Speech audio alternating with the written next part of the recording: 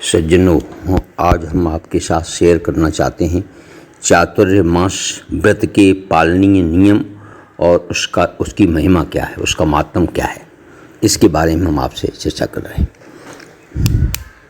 इसमें आता है कि ऋषि ने सूत जी से पूछा। ऋषि बोले, शंख चक्र गदा धारण करने वाले देवेश्वर भगवान विष्णु के शयन करने पर जो कोई भी पालन करने योग्य नियम व्रत आदि हो वह हमें बताइए। ऐसा ऋषि लोगों ने सूत जी से पूछा।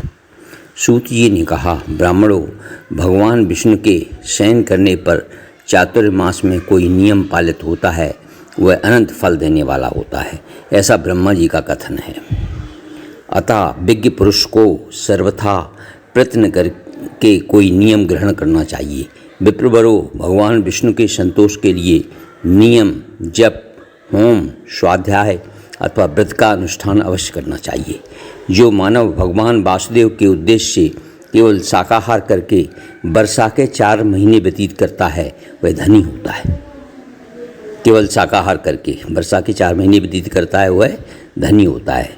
जो भगवान विष्णु के शयन काल में प्रतिदिन नक्षत्रों का दर्शन करके एक ही बार भोजन करता है वह धनवान, रूपवान और माननीय होता है। द्विजवरों, जो एक दिन का अंतर देकर भोजन करते हुए चौमासा व्यतीत करता है वह सदा वैकुंठ धाम में निवास करता है। जो जनार्दन के शयन करने पर 6ठे दिन भोजन करता है वह राजसूय अश्वमेध यज्ञों का संपूर्ण फल पाता है। जो सदा 3 रात उपवास करके 4थे दिन भोजन करते हुए चौमासा व्यतीत करता है वह संसार में किसी भी प्रकार का जन्म नहीं लेता। जो हरि के शयन काल में व्रत पारायण होकर चौमासा व्यतीत करता है वह अग्नोष्ठ यज्ञ का फल प्राप्त करता है। जो भगवान मधुसूदन के शयन करने पर अयाचित अन्न का भोजन करता है उसको अपने भाई बंधुओं से कभी वियोग नहीं होता है। जो वर्षा के 4 महीने तक तेल और घी लगाना छोड़ देता है वह स्वर्गीय भोग का भागी होता है। ये उसकी महिमा है जो चातुर्मास में जो नियम पालन करते हैं। जो मानव ब्रह्मचर्य पालन पूर्वक चौमासा व्यतीत करता है वह श्रेष्ठ विमान पर बैठकर स्वेच्छा से स्वर्गलोक में जाता है। द्विजवरों, जो चौमासे पर भर नमकीन वस्तुओं एवं नमक को छोड़ देता है उसके सभी पूर्व कर्म सफल होते हैं। मतलब जो वो इच्छा करता है वो कर्म उसके सफल होते हैं। जो चौमासे में प्रतिदिन स्वाहांत विष्णु सूक्त के मंत्रों द्वारा तिल और चावल की आहुति देता है वह कभी रोगी नहीं होता है। मतलब विष्णु सूक्त यानी पुरुष सूक्त। जो चातुर्मास में प्रतिदिन स्नान करके भगवान विष्णु के आगे खड़ा हो पुरुष सूक्त का जप करता है उसकी बुद्धि बढ़ती है। जो पुरुष सूक्त का डेली पाठ करता है उसकी बुद्धि बढ़ती है। जो अपने हाथ में फल लेकर मौन भाव से भगवान विष्णु की 108 परिक्रमा करता है वह पाप से लिप्त नहीं होता है, ऐसा मातम बताया गया है स्कंद पुराण में। जो अपनी शक्ति के अनुसार चौमासे में विशेषता कार्तिक मास में श्रेष्ठ ब्राह्मणों को मिष्ठान भोजन कराता है वह अग्निष्टोम यज्ञ का फल पाता है। जो वर्षा के 4 महीनों तक नित्य प्रति वेदों के स्वाध्याय से भगवान विष्णु की आराधना करता है वह सर्वदा विद्वान होता है। जो चौमासे पर भगवान के मंदिर में रात दिन नृत्य गीत आदि का आयोजन करता है वह गंधर्व भाव को प्राप्त होता है। यदि 4 महीने तक नियम पालन करना संभव न हो तो एक कार्तिक मास में ही सब नियमों का पालन कर लेना चाहिए। जो ब्राह्मण संपूर्ण कार्तिक मास में मांस छोड़कर मधु दोबारा भोजन मैथुन छोड़ देता है वह पूर्वोक्त सभी नियमों का फल पाता है, ऐसा स्कंद पुराण में दिया गया है। जिसने कुछ उपयोगी वस्तुओं को चौमासे भर त्याग देने का नियम बना लिया हो उसे वे वस्तुएं ब्राह्मणों को दान कर देनी चाहिए। ऐसा करने से वह त्याग सफल होता है। जो मनुष्य नियम व्रत अथवा जप के बिना ही चौमासा बिताता है वह मूर्ख है जो कुछ भी नहीं करता है।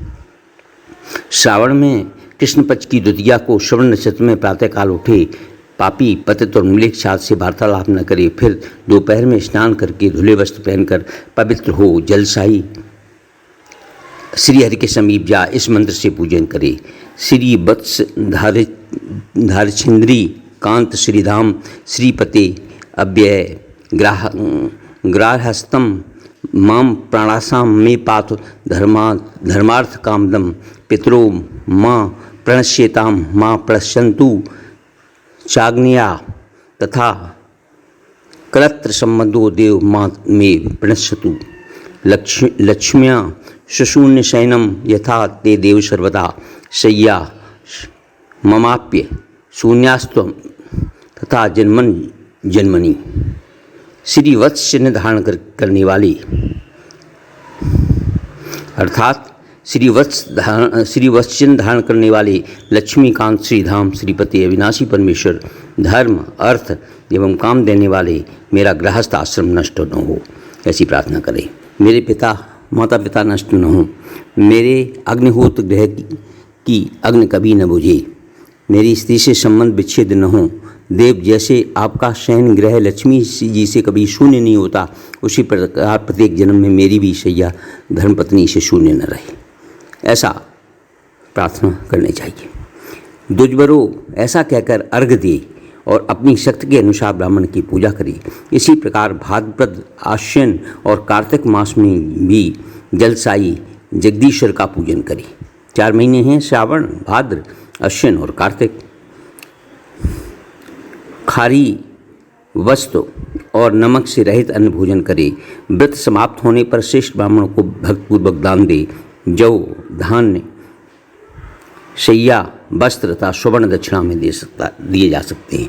जो मनुष्य एकाग्रचित्त हो इस प्रकार भली भांति व्रत का पालन करता है, उसके ऊपर जलसाई जगत गुरु भगवान विष्णु बहुत संतुष्ट होते हैं। किसी भी जन्म में उसकी शैया धर्मपत्नी से शून्य नहीं होती। जानकर या अनजान में 8 मास तक किए हुए सब पाप को वह व्रत तत्काल नष्ट कर देता है। जो पुत्रहीना काकबंध्या अथवा विधवा स्त्री भी एकाग्रचित्त हो इस व्रत का पालन करती है, उसके ऊपर प्रसन्न हो जगन्नाथ भगवान विष्णु सदा शुद्ध प्रदान करते हैं। उसकी बुद्धि कभी पाप में नहीं लगती है, कभी काम भावना में से कलंकित नहीं होती है। हमारी कन्या भी यदि इस व्रत का पालन कर दे तो उसे कुलीन एवं रूपवान पद की प्राप्त होती है। जो मनुष्य इस व्रत का निष्कंस देता है, मूल्य चुकाता है, निष्क्रय देता है, मूल्य चुकाता है, वह भी चातुर्मास के नियमों का फल प्राप्त करता है। ऐसा चातुर्मास का के व्रत के पालनीय जो नियम हैं उनका मातम है, जो अभी चातुर्मास चल भी रहा है। ओम श्री परमात्मने नमः। हम अपने जो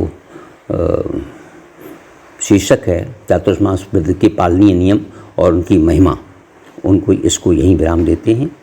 ओम विष्णु विष्णु विष्णु श्री परमात्मने नमः। अगर आपको हमारा ये वीडियो पसंद आए तो कृपया इसे लाइक करें, शेयर करें, सब्सक्राइब करें, जिससे और लोगों को भी चातुर्मास के व्रत के पालनीय नियम और उनकी महिमा का ज्ञान हो सके। तो इसको फॉरवर्ड भी करें। धन्यवाद। मिलते हैं अगले वीडियो।